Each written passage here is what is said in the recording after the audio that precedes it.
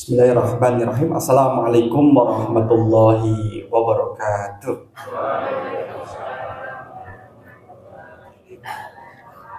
Alhamdulillahilladzi bi ni'matihi tatimmus shalihat. Asyhadu an la ilaha illallah wahdahu la syarikalah wa asyhadu anna Muhammadan abduhu wa rasuluh la nabiyya ba'da.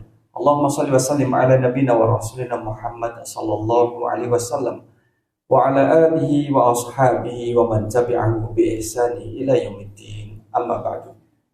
Bapak Ibu jamaah rahimakumullah, alhamdulillah pagi kali ini kita melaksanakan apa yang menjadi kewajiban kita dan kita mengawali hari kita dengan penuh kesyukuran dan juga dengan penuh kenikmatan. Alhamdulillahilladzi ahyana ba'da ma amatana wa ilaihin nusyur.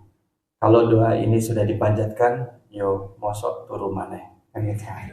Itu kan doa bangun tidur, masa tidur lagi. Alhamdulillah Bapak Ibu jamaah rahimakumullah, hari ini Ramadan yang ke-15. 15 berarti berapa hari lagi kita akan lebaran? Berarti 14 hari lagi. Alhamdulillah. Ciri-ciri kalau ada lebaran, mau lebaran adalah jalan mulai macet. Apa malah? Banyak perbaikan jalan. Adanya posko lebaran di mana-mana dan juga masjid mulai sepi. Nah itulah, itu ciri-cirinya. Itu.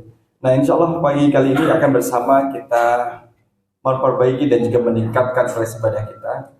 Wabil khusus adalah berkaitan dengan ketahanan keluarga. Kalau itu ketahanan keluarga, bagaimana melihat keluarga kita masing-masing.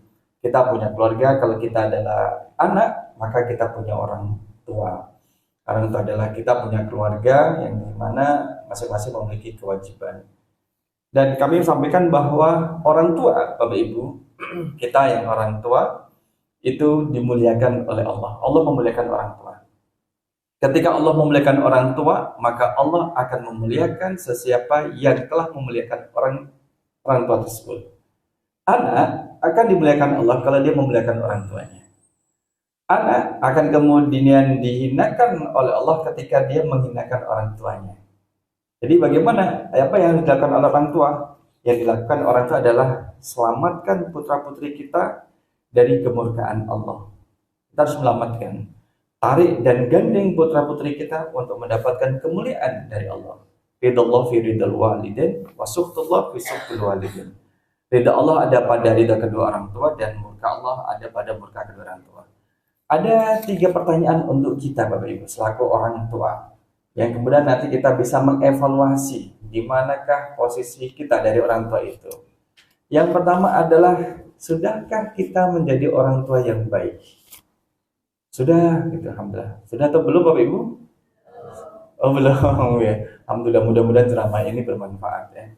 Sudahkah kita menjadi orang tua yang baik? Maknanya adalah kategori orang tua yang baik, anak itu punya hak.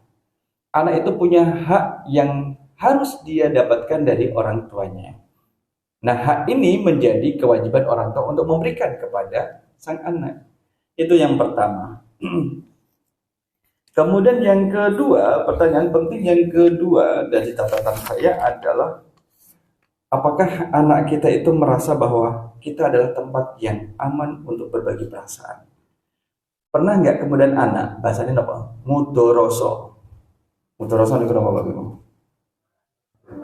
Berkeluh kesah gini, mudoroso. Pernah nggak anak kita itu mudoroso terhadap diri kita, kepada kita selaku orang tua? Bu, saya itu ada ini ya Bu, ada urusan ini Bu. Pak, saya itu di kampus ada masalah kayak gini, gimana ya Pak? Itu ada nggak anak itu kemudian berbagi perasaan dengan orang tuanya? Jadi kalau mau cerita, kalau mau curhat, itu ke orang tua.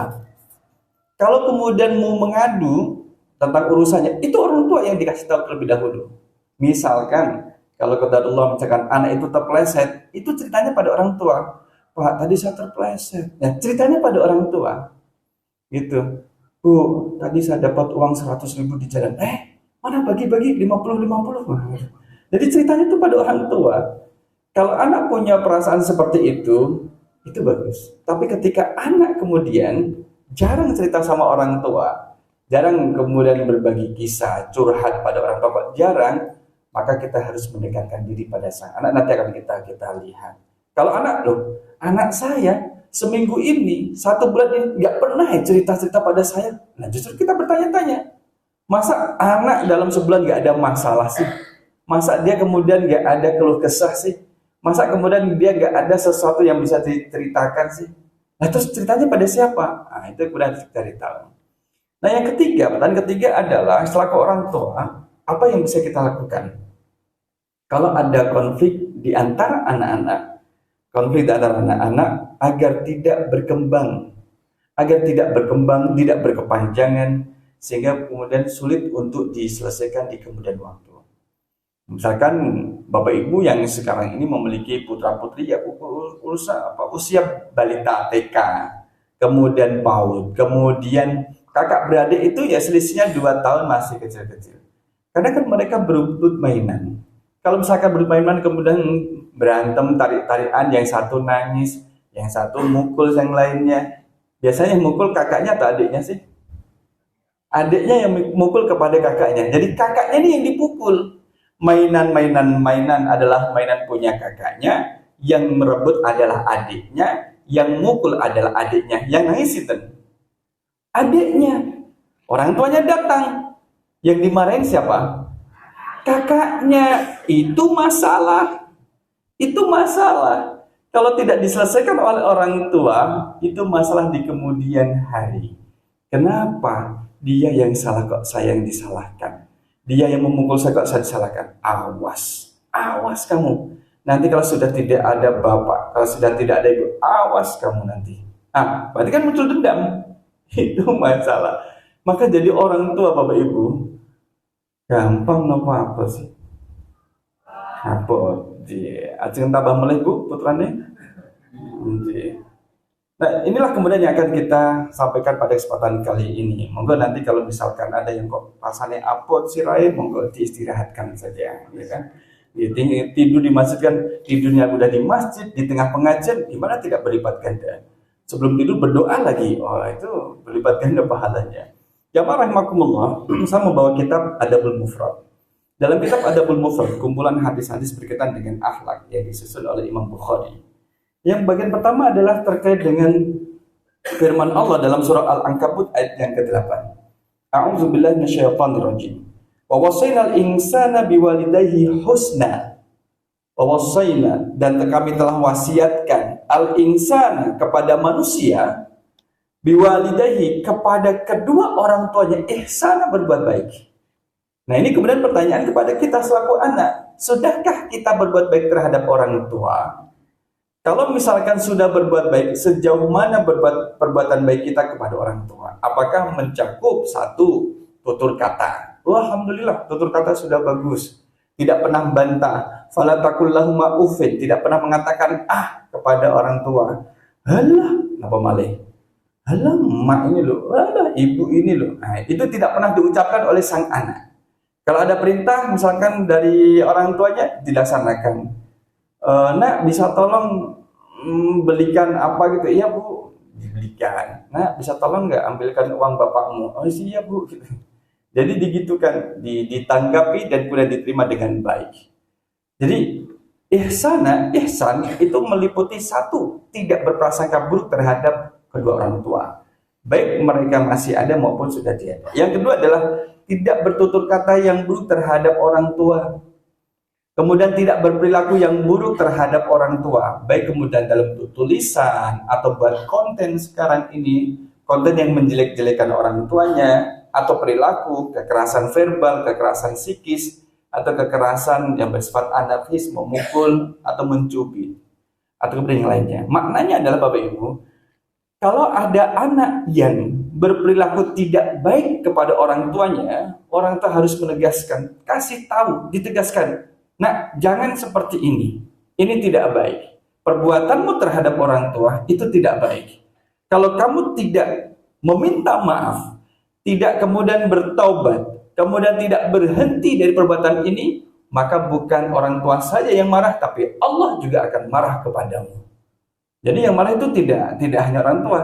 Backup belakangnya orang tua itu langsung Allah. Jadi memang betul kemudian orang tua itu dihalang, dilindungi oleh Allah. Kalau siapa yang kemudian merusak orang tua, maka Allah akan merusaknya, akan membalasnya. Sekalipun orang tua tidak mampu membalas karena usia, atau bahkan mungkin orang tuanya itu nggak tega. Sudahlah, nggak apa-apalah. Tapi Allah kemudian mengetahui anak ini memang kemudian sudah tidak bisa diperlakukan dengan baik. Maka Allah nanti akan yang bertindak terhadap anak tersebut. Nah jadi kita yang sekarang masih punya orang tua, Bapak Ibu kita yang masih punya orang tua, berarti posisi kita sebagai anak. Ketika orang tua masih ada, maka mereka adalah pintu surga bagi anak-anaknya. Baik anak pertama sampai anak yang terakhir yang masih hidup. Maka ketika orang tua sudah tidak ada, pintu itu sudah tertutup. Maka ketika orang tua masih ada 2 orang, pintu surga kita masih ada. Pintu surga melalui bapak, jalur bapak, pintu surga melalui ibu. Ketika salah satu orang tua kita sudah tidak ada, siapa yang biasanya meninggal duluan? Suami apa istrinya? Enaknya sinten, Pak. Jadi misalkan suami atau istri terlebih dahulu, maka pintu surganya tinggal 1. Atau kemudian yang ketiga adalah seperti misalkan kami sudah tidak punya orang tua yang hidup, maka pintu surga, 2 pintu surga sudah tertutup. Maknanya adalah kita tidak bisa kemudian melalui surga jalur orang tua karena sudah tidak ada. Maka melalui jalur yang lain, jalur puasa, jalur sholat, jalur sedekah, dan jalur-jalur yang lainnya. Ini satu keistimewaan. Maka tidaklah disia-siakan ketika orang tua kemudian masih ada. Sampai Rasul SAW itu mencela seorang anak yang kemudian rahimah anfuhu, dikatakan celakalah. Siapakah dia ya Rasulullah? Seorang anak yang masuk neraka di saat orang tuanya masih hidup. Ada orang tua, tapi kemudian dia menjadi celaka masuk neraka dikarenakan perbuatan yang tidak baik terhadap orang tuanya. Bapak Ibu, kemudian kita tidak ingin seperti yang diberitakan di media sosial. Gara-gara anak tidak dibelikan sepeda motor, apa yang dilakukan terhadap orang tuanya? Rumah kemudian dibakar. Ya kan? Karena kemudian belum mendapatkan restu dari orang tuanya, apa yang dilakukan terhadap bapaknya? Dipegang dari belakang, pakai tangan kirinya, tangan kanan sudah memegang teko, isinya adalah air panas. Ayo, kenapa kamu nggak restui? Kalau kamu tidak restui pernikahan saya, mau dituangkan air panas tersebut. Sampai seperti itu. Tidak ada orang tua yang baik kemudian mendoakan yang buruk pada anaknya. Tidak ada. Setiap kita selaku orang tua, kados nopo kahanane putra putri kita, itu kan masih kita doakan yang baik-baik, ya kan? Rabbana hablana min azwajina wa dzurriyyatina qurrata a'yun waj'alna lil muttaqina imama. Kita mendoakan yang terbaik untuk putra putri, sekalipun dia seperti apa. Sudah dibimbing, sudah diarahkan, dikasih contoh sekalipun kemudian masih salah, masih kemudian baleloh, susah untuk diatur, tetap diadakan yang baik. Sampai-sampai kemudian kita harus menasihati seorang orang tua, kemudian ketika anaknya berperilaku tidak baik terhadap orang tuanya, berani membentak, kemudian membanding-bandingkan dirinya dengan kakaknya. Kenapa kakak itu kemudian lebih baik fasilitasnya, perkuliahannya daripada saya? Tidak, kata orang tua, tidak, tapi tidak membeda-bedakan. Kamu pilih kasih memang sudah bahasanya sudah bahasa kasar. Maka ketika kita mengetahui hal ini, ada 2 hal yang harus kita lakukan. Satu adalah menasihati orang tuanya, mengingatkan dan menguatkan. Bu, Pak, sekalipun putra putri jenengan kayak gitu, perilaku nggak bagus, tolong jangan sampai keluar kata-kata buruk dari lisan orang tua. Kalau itu sudah keluar dari lisan orang tua, maka Allah akan mengunci ucapan itu dan Allah akan wujudkan kepada anaknya cepat atau lambat atas ucapan yang disampaikan orang tuanya. Lebih-lebih kalau orang tuanya mendoakan. Dan doanya itu tidak baik. Mungkin nggak doa buruk orang tua untuk anaknya dikabulkan oleh Allah? Mungkin apa betul? Mungkin. Kisah Jurej yang kemudian didoakan oleh ibunya, semoga mati di depan para pelacur. Kemudian Allah menunjukkan ujian pada Jurej, ujian perzinaan. Dituduh telah berzina dengan perempuan sampai perempuan itu kemudian hamil dan kemudian melahirkan bayi. Dan berakibat pada tempat ibadahnya Jurej itu dirusak oleh masyarakat. Bentuk ekspresi kemarahan masyarakat terhadap Jurej. Luarnya rajin ibadah, ternyata adalah pezina. Jadi di saat itulah kemudian Jurej menanyakan, di mana anak yang kalian tuduhkan sebagai anak saya? Sama ibunya yang kalian tuduhkan telah saya setujui berzina dengannya. Di sana didatangin, jarinya Jurej menekan perut sang bayi. Ditanya, siapa bapakmu? Maka bayi yang baru lahir normalnya tidak bisa berbicara, Dan ini termasuk salah satu dari 3 bayi yang bisa berbicara, mengatakan, ayahku seorang penggembala. Orang-orang pada dengar. Oh, ternyata bukan Jurej. Tapi kemudian Jurej tidak marah, dia tersenyum. Allah mengabulkan doa ibunya. Yang kemudian mendoakan yang buruk terhadap dirinya. Artinya adalah orang tua ketika doa buruk terhadap anaknya pun bisa terjadi. Sehingga kita selaku anak, mari kemudian kita bersih-bersih. Ada nggak kemudian perilaku orang tua terhadap diri kita yang dulu pernah merasa sakit hati? Sekalipun sekarang ini kondisinya baik-baik saja anak dengan orang tua. Tapi dulu masa ketika masih muda, masih remaja, pernahkah orang tua itu mangkel? Mangkel niku napa nggih mangkel? Marah, nek mokel berbuka puasa. Jadi orang tua merasa mangkel, gondok, marah, dendam terhadap perilaku kita selaku anak dulu pada waktu yang lama. Kalau masih ada, kita mintakan ridhonya. Kita minta diikhlaskan supaya tidak menjadi hal yang dikabulkan oleh Allah Subhanahu wa taala. Jamaah rahimakumullah, ketika salat, as-salatu ala waqtiha, itu adalah salah satu amalan yang dicintai oleh Allah, maka birrul walidain adalah urutan kedua. Berbuat baik kepada orang tua adalah amalan terbaik. Maknanya adalah kalau kita lihat dalam hadis, ada hubungan antara salat dengan berbakti kepada orang tua. Sesiapa anak yang telah menjaga salat 5 waktunya, insya Allah untuk birrul walidain akan lebih mudah. Jika ada anak kemudian susah berbuat baik terhadap orang tua, maka lihat pertama kali adalah salatnya. Bagaimana salat 5 waktunya? Bagaimana kemudian pelaksanaannya di awal waktu atau di akhir? Kemudian lihat di mana mereka ini salat. Dan kita bisa. Kalau sudah mengetahui itu, kemudian lihat bagaimana pemahaman dia terhadap bacaan sholat. Ya itu juga kemudian pelajaran bagi kita. Kita selaku orang tua telah memberikan contoh. Nah, ayo ke masjid. Nah, ayo sholat berjamaah. Nah, ayo kita sholat bareng-bareng. Itu kemudian sudah menjadi ajakan dari orang tua terhadap anaknya. Kalau anak itu kemudian menerima ajakan dengan baik, insya Allah perilaku setelahnya akan mudah, Bapak Ibu. Dia akan menjadi anak yang mudah untuk ditata, diatur, kan gitu. Tapi kalau sholatnya saja tidak benar, maka dampak perilakunya adalah dia akan lebih taat kepada orang lain di luar sana daripada kepada orang tuanya. Gitu. Mungkin manggil orang tuanya dengan namanya. Pek, topek, gue gak kerja. Loh, bapaknya kan namanya Mustafa, dipanggil topek. Terus menyuruh orang kerja, awak gak kerja. Itu kan sangat tidak beradab. Ya itulah udah termasuk hukukul walidain. Itu termasuk durhaka kepada orang tua. Memanggil nama orang tua dengan panggilan yang tidak baik. Kalau itu nauzubillah kalau terjadi, orang tua harus tegas. Nah, jangan seperti itu.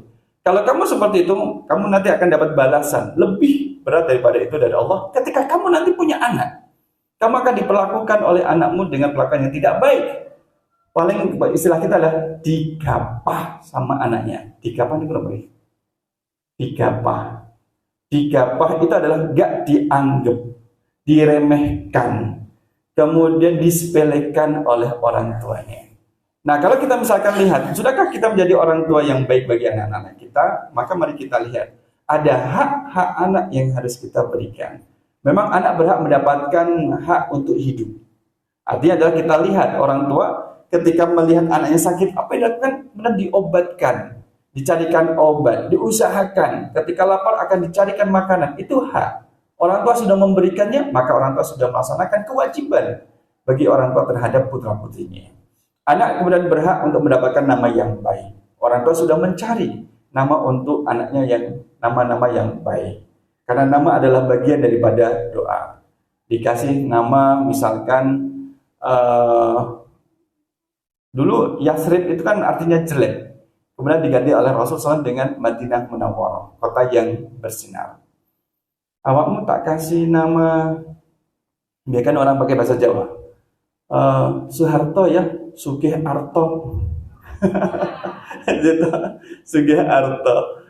Dulu nama saya namanya adalah Abdus Salam. Nama saya Abdus Salam. Hari ke-7 sama emas itu diganti. Pokoknya adikku namanya Talkis. Nah gitu. Sampai kemudian saya dewasa, ketika kuliah, saya tanya sama mas yang pertama, Mas, janjane arti Talkis ini kenapa tahu Mas? Kurang ngerti, saya kurang ngerti. Lah kok dikasih nama Talkis?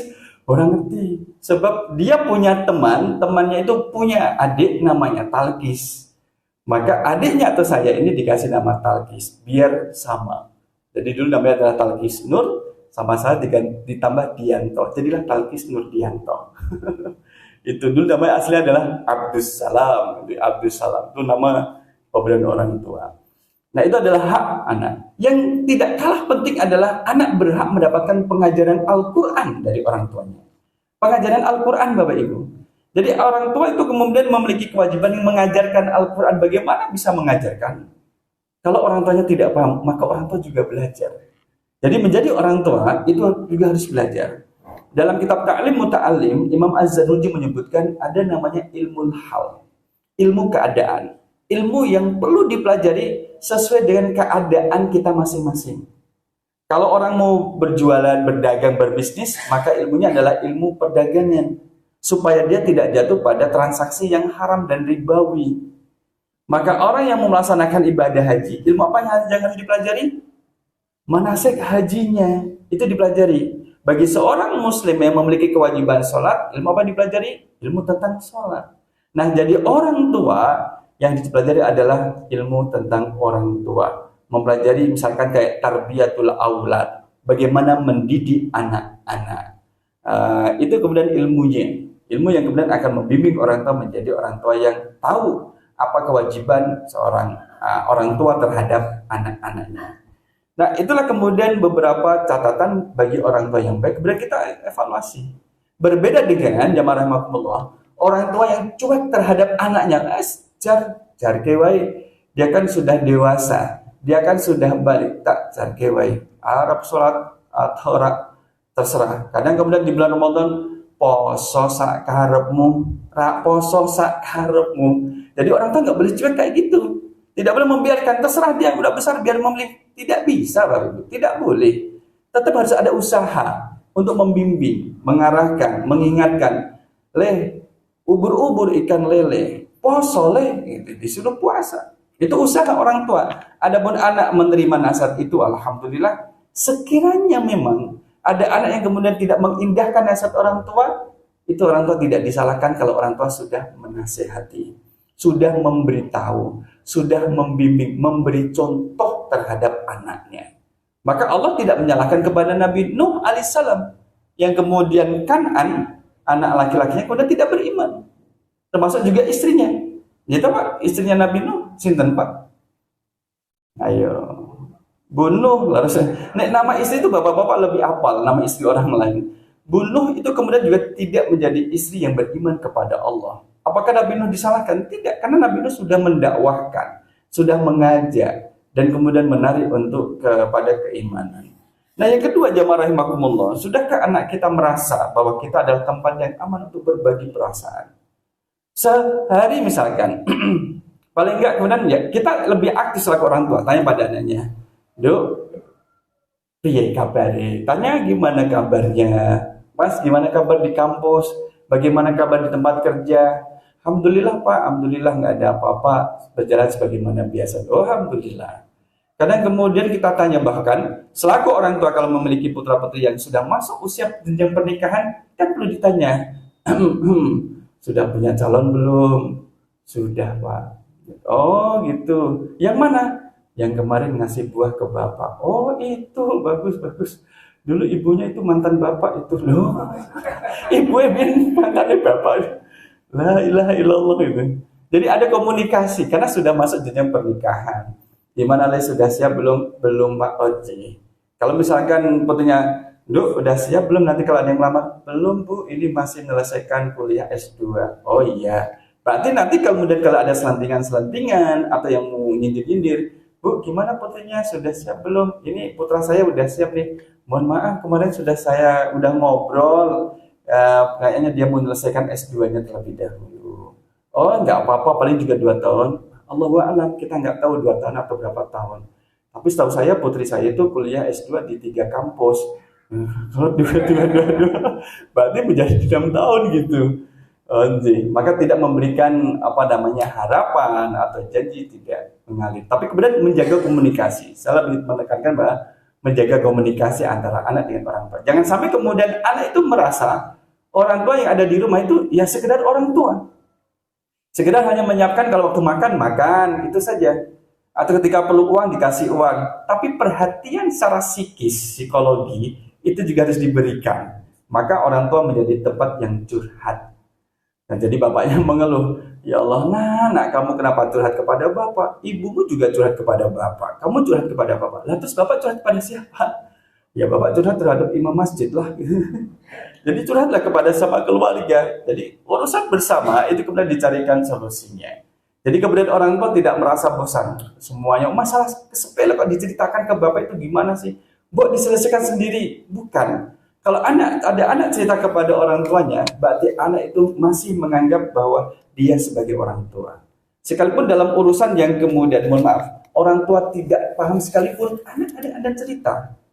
Misalkan, mohon maaf, bapak misalkan katakanlah tidak begitu paham masalah otomotif. Masalah otomotif. Kemudian anaknya yang baru menikah tanya, Pak, saya mau beli kendaraan mereknya ini, tapi tipenya ini. Nah, kelebihannya seperti ini. Nah, bapak nggak ada gambaran sama sekali. Oh, gitu. Gimana menurut bapak? Menurut bapak, kalau beli, misalkan mau beli second atau yang baru? Yang baru, Pak. Tapi kita juga pikir-pikir yang baru paling second. Nah, orang tua mau dimasukkan. Termasuk juga doa dari orang tua itulah menjadi restu bagi anaknya. Sekalipun nggak paham. Maka kalau orang tua, anak cerita pada kita tentang urusan yang kita tidak paham, maka kita selaku orang tua harus tetap mendengarkan. Bisa mencari solusi, tanya kepada yang lain yang lebih tahu, atau kemudian memang mendoakan. Bapak tidak paham masalah ini, tapi Bapak doakan. Jika kamu memang menghendaki rumah baru di daerah sana, semoga mendapatkan tetangga yang baik. Kan tetap seperti itu. Kalau kamu menghendaki untuk beli kendaraan yang baru, Bapak doakan semoga kendaraan itu bermanfaat, mendatangkan manfaat bagi pemilik dan orang yang berada di dalamnya. Tidak menjadi fitnah bagi orang yang melihatnya. Nah, itulah kemudian bagaimana menjaga ketahanan keluarga. Termasuk juga jamaah rahimakumullah yang terakhir tadi adalah ketika anak-anak sedang berantem, bukan sekedar kita menghentikan mereka untuk berhenti, tidak. Tapi selesaikan siapa yang salah, benarnya seperti apa, kemudian diakurkan kembali. Kalau dari kecil sudah terluka hati salah satu dari kedua anak ini, maka bisa menjadi dendam, sakit hati, iri di kemudian waktu, bahkan bisa tumbuh sampai mereka itu dewasa. Mungkin tidak terlihat di hadapan orang tua, tapi itu menjadi dendam yang tersembunyi sama anaknya. Kakak terhadap adiknya, adik terhadap kakaknya. Inilah yang kemudian menjadi tantangan bagi kita orang tua, harus bersikap adil, proporsional, dan juga memberikan edukasi terhadap anak-anak sekalipun dalam kondisi yang salah. Nah, demikian Ibu Bapak jamaah rahimakumullah. Kalau sudah ada kata demikian berarti ceramahnya mau selesai, ya kan? Demikian. Dan kita sampaikan terkait dengan ketahanan keluarga. Memang kita di 10 hari kedua di bulan Ramadan mengintrospeksi internal pada keluarga masing-masing. Di bulan Ramadan ini kita beribadah bersama dengan keluarga. Mudah-mudahan kita diberi oleh Allah keluarga yang sakinah, mawaddah dan rahmah. Amin ya rabbal alamin. Aku qouli hadza astaghfirullah li wa lakum. Wassalamualaikum warahmatullahi wabarakatuh.